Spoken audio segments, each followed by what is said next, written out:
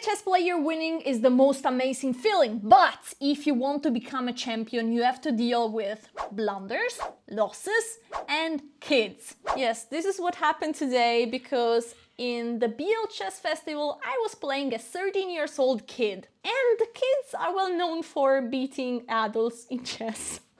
So the opening was as Coach Gambit. I was prepared, I knew that he was going to play this, so what you're going to see is lots of fury. There we go, the knight is under attack, I'm counter-attacking the bishop, now the knight is moving to the center. Now, material is equal, but I'm going to sacrifice 2 pawns for development. Now I'm developing the bishop, now the knight cannot take because I'm going to take here with check intermezzo. So the best move is bishop e3, protecting the knight, I castled, and now some trades, and I lose the first pawn. But rook b8, I'm attacking this one. I lose the second pawn, and my knight is hanging. Queen e7 to protect the knight, but now I'm going to win this pawn and this pawn. So material is going to be back to equal. Castle, take this pawn, knight c3, take this pawn. I'm attacking the knight. So queen d4 is the best move. I played this in a title Tuesday against the Grandmaster Ushabeth. I made a draw. But I played the wrong move because I played rook d8, and here there is an intermezzo knight d5, and I'm in a bad position. But that's why you have to analyze your games. Knight e6 is the best move. I'm attacking the queen moves, attacking my rook, I move the rook back, and now he played a new move that I didn't know, which is queen e3. This move is smart, it's attacking this pawn, and here every time you're out of fury, you have to start to think. White, yes, you have been listening to me. So I was thinking like, okay, how many ways do I have to protect? I could maybe push this pawn, I could maybe play queen c5, I could maybe play queen a3. These are the 3 moves I'm considering. I chose queen c5 because I quite like the endgame without the queens. And here, I don't think my opponent shouldn't trade the queens. So that's also the best move according to the engine. And now I like my chances here. My knight could go there to attack both pawns. My bishop is coming here to attack this one, or coming here to attack the rook. And then the other rook is coming either to d1 or to b8. I can play always h6 to give a square to my king. It went with knight d5, so this is going to become very concrete because there is a pawn hanging. Now, I could defend the pawn, but I'm an alpha player, and I went for the counterattack. If the knight is taking, I'm going to take this one. I'm going to remove the evaluation because this engine is always messing up, but I know exactly what is happening during this game. Now, rook d1, he played to just protect the knight one more time, and still there is the threat of knight takes. I want to tell you guys, in this type of endgames, the bishop is better than the knight. That's why I'm not going to trade here. Why, you might say? Because the knight is a piece that controls lots of squares nearby, you know? So the knight is doing very well when there are pawns just on one side of the board. Instead, the bishop is a piece that can move so quickly from one side of the board to the other. That's why when there are pawns on both sides, the bishop is slightly better than the knight. That's why I didn't trade and I played the move h6 to create a square for my king. This is a very useful move, and you will see why. Knight takes c7. And here I played, what did I play? Oh, I just took the other pawn. Now he went back for the knight, and here I could take a simple draw because I could take here, the knight takes, then I can protect this pawn, I want to push. This endgame is roughly equal, but I want to destroy kids. And I played, subscribe so this doesn't happen to you, knight b3. Now I wanted to go for a win, and so I chose this approach that is very risky, and that's a mistake according to the engine. Why? This rook is trapped, doesn't have any moves, so black has basically 2 options. Either to trade, and here I would have the bishop versus a knight. This pawn is under attack, but this rook is also under attack. Now, if the rook moves here, for example, to attack the bishop, I can simply push, because if the rook is taking, I have checkmate. And this checkmate, back rank checkmate, is coming back so many times, so keep this in mind. So after knight b3, he went for the only other idea, that is to take the bishop with the rook. And after this, I have one rook and my opponent has 2 pieces. But I thought that thanks to this pawn, I have good chances to win. I'm attacking the bishop and the bishop is moving away. And now I thought like I'm winning. I'm winning because the knight is going to run out of squares. If the knight goes here, oh yeah, I can either play rook b6 and this knight doesn't have anymore any square, or I have rook d2. If the rook is taking, I'm giving mate, and if the rook moves away, I'm winning the bishop. That's so cool, right? But he played the only move that is defending here, bishop e4. Now, if I take the knight, it's checkmate. So I went with the move f5.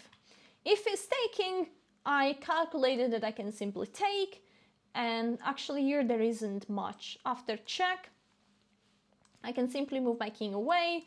If he's pushing, this pawn is not dangerous. I can either, actually here I have just rook d2 that wins the game because this bishop is falling. So he didn't play this, but he played again the only move that is not losing for whites. How can he do that? Knight e5. Now if I take the bishop, there is a fork. So I played, boom, rook d2. If he takes, there is again checkmate. This was tactic and counter-tactic. This game was insane. He moved the rook away, and now if I take, I'm losing the rook again. So I played rook e8. The bishop can't take because the knight is hanging, so the bishop moved again, and now I took the pawn, and I was very happy. This pawn cannot be taken because I'm going to give mate, and I have a good position. I'm pushing for a win, and I know that I'm not risking too much. Okay, the knight moved, I pushed the pawn. Now guys, there is a fork here, but actually it doesn't work again because again there is this problem. And if the rook takes, is checkmate, and once the rook moves away, I can just move my rook away.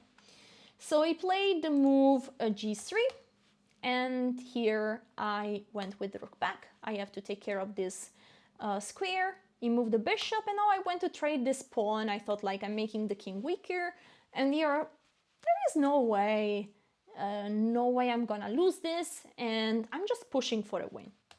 Bishop here, giving a check, I move my king, and now I saw that, okay, this boy wants to come to give me mate. That's why I play g3, g6. If the bishop takes, I have this move. He moved the rook away. And now I play the move h5 because I want to avoid all the checks. I want to hide my king there. Rook there. Now this pawn is attacked twice, so I have to give a check and then protect it a second time. Now, we're at move 38, and I had 2 minutes.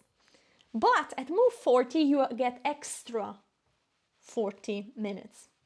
Let me show you the evaluation bar. This position is completely drawish. I'm pushing for a win, but white can defend it. So here what I can do is to simply play rook f6. He played king e2. I can play rook f6. He will give a check, and probably I have to cover. He will go back. And if he wants to make a draw, I have to go for a draw, okay? But I wanted to win so badly. And when you want to win so badly, you make mistakes. Because I said like, wait, that is a pawn. Let me go take this pawn. But I missed the only tactic that there was in this position, which is bishop take g6. And here there is a knight coming to f5. I could have played rook f4 and still is a fight. But I said like, I can just take this pawn and there is no fork anymore. But actually after knight f5, my king has no square. I can't move by my king without getting checkmated. So I have to give away my rook, and this endgame is completely lost. Hoi boy! That was hard, but as soon as I come back home, I saw a video of Magnus Carlsen saying that when he loses, he needs to strike back immediately. And I had the second game of today, so let's go to strike. I was ready for blood. But before showing you game 2, I want to thank my sponsor, Millennium. They make those tournaments possible. So this is the E1, which is a fantastic chessboard. And guys, this board is so special because you can use it to play a game online from a real chessboard. What do? You switch on the chessboard, you put the pieces. Of course, the chessboard comes also with a set of pieces. And you connect it with your phone via Bluetooth, and then you play your moves on this board, and the moves of your opponent will be shown by LED lights. So you can play the entire game against an opponent online, but from a real chessboard. And this is so useful if you also want to play chess tournaments. So check it out. You get 10% off with code Alessia. Link is in the description. Let's see how I destroy my opponent, or maybe not. E4. I was ready for blood. I needed to win so badly. We are in the Sicilian, and I play bishop b5. I'm giving a check. Now he goes with the line with knight d7, and here I like to take back with the queen. Usually you don't want to bring the queen out too early, but in this position is alright because the knight cannot go on c6 to attack the queen anymore, so that's alright. a6, attacking the bishop. Now I'm trading and play the move c4. I'm setting up a Maroczy structure. What is the Maroczy structure? Basically, in the Sicilian, black wants to develop all the pieces and then open up the center. How? With two types of moves, b5 or d5. And I'm going to stop both of them because now I'm controlling with two pawns the move d5, and you will see after e5 the queen moves back. Now you play the move h6, and it makes sense because after knight f6, yes, you can see, I want to play bishop g5, take this knight, and then bring a knight to d5. So here he played the move h6, smart idea to stop the bishop, and I play a5, now a4, sorry. I'm blocking all this push, and this is so nice for white. I can just develop my pieces, enjoy my position, and I have a very simple plan. I'm gonna bring this knight all the way to d5. And it's slowly going to happen. Now there is a pawn hanging, so I play the move b3. And now I play the move knight e1. I started my journey. It's a long journey, but eventually the knight will end up on d5. Because black doesn't have really aggressive moves, so I can take my time. Now I have just to be careful at the move b5, because now I can't take with this pawn because this is hanging. So I played first bishop a3, attacking this other pawn. He moved the bishop there, and now I could go with the knight here, because after b5, I can simply take, and take back with the knight. No problem. So he played b6, and now I went with the knight. I'm attacking this pawn, he protected, and boom. Oh no, I'm kidding.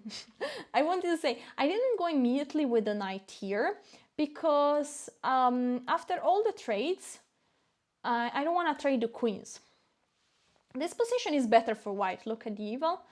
But I would like to have the same position, plus the queen still on the board. That's why I played queen e3, here, moving my queen away. Bishop, he doesn't have useful move, it's just going back and forward with the rooks, with the bishop, you will see. Now I went with the knight, trades, he didn't take. He went back with the rook, he wants to push the pawn on b5. And I want to stop this, so I played queen e2, controlling one more time, rook c8, and I play knight c3. I want to stop b5 once for all, forever. And I will slowly bring now my rooks to the d file, attack this pawn one more time, and then I will bring my knight back. Now rook there, I played h3, which is always a useful move. And now, guys, I was starting to see a very crispy idea. He went back and forward. As you can see, he's going just back and forward with the bishop. Here, this position is very sad for black. Now, I was ready for this. Let's say he plays something weird, like bishop there.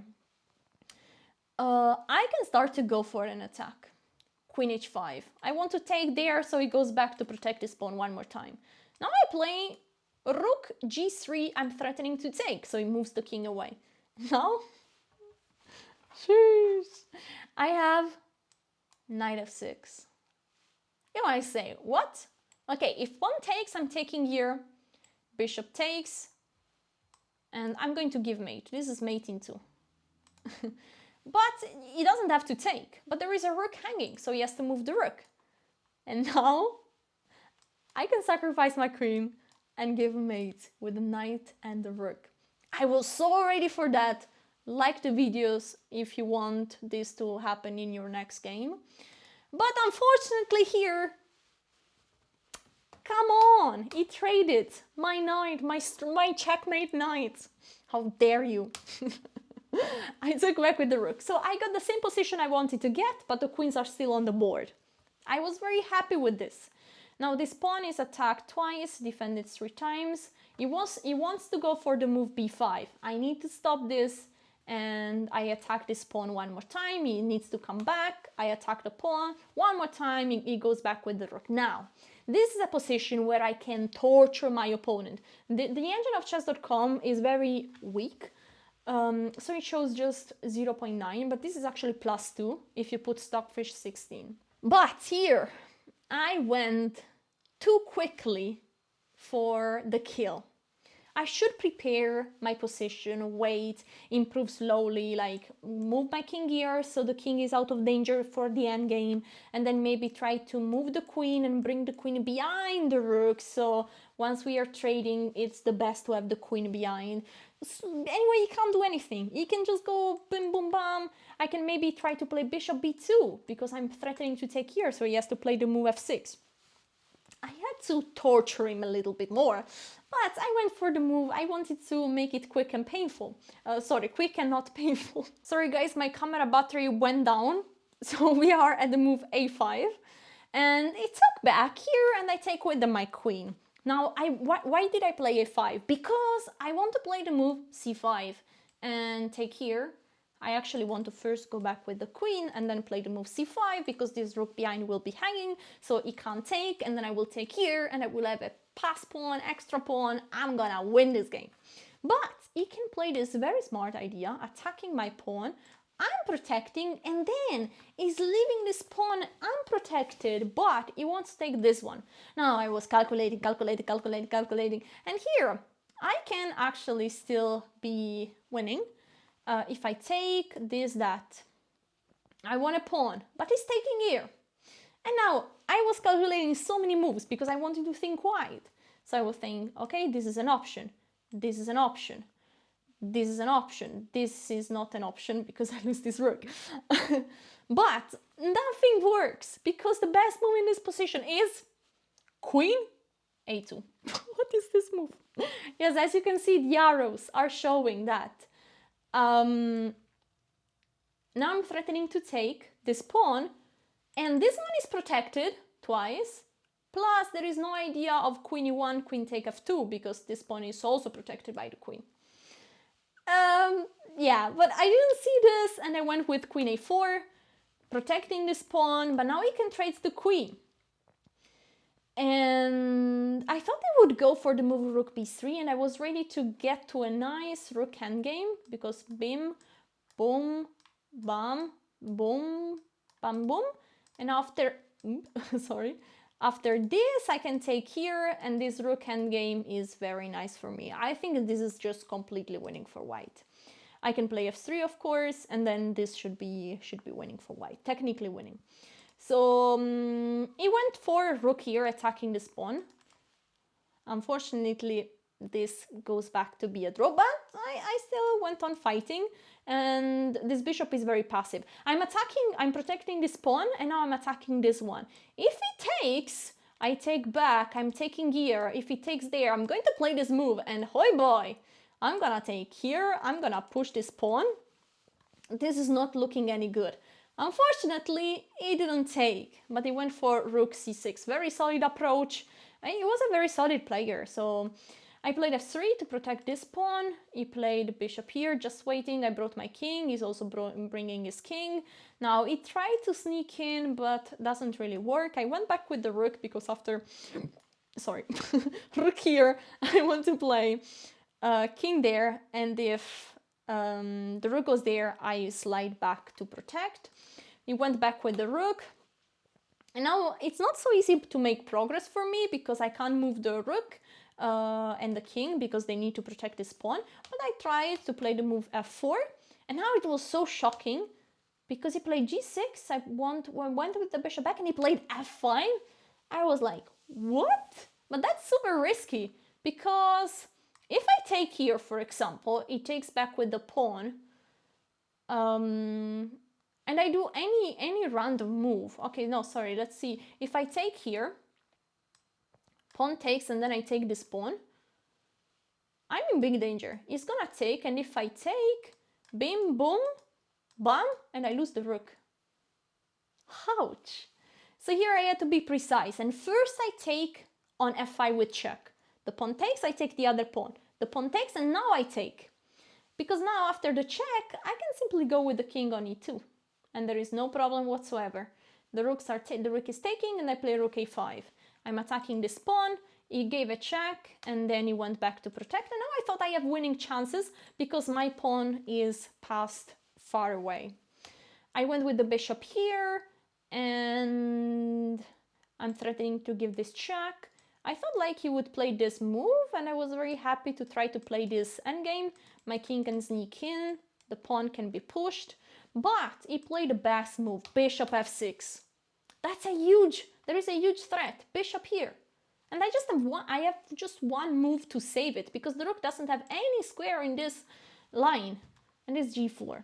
But now after the pawns are traded, this endgame is just gonna be a draw. We played 3 more moves and we agreed on a draw. Here there is the full playlist with all the games, lots of learning points, how to calculate in chess, and many other lessons. Check it out and see you guys next time.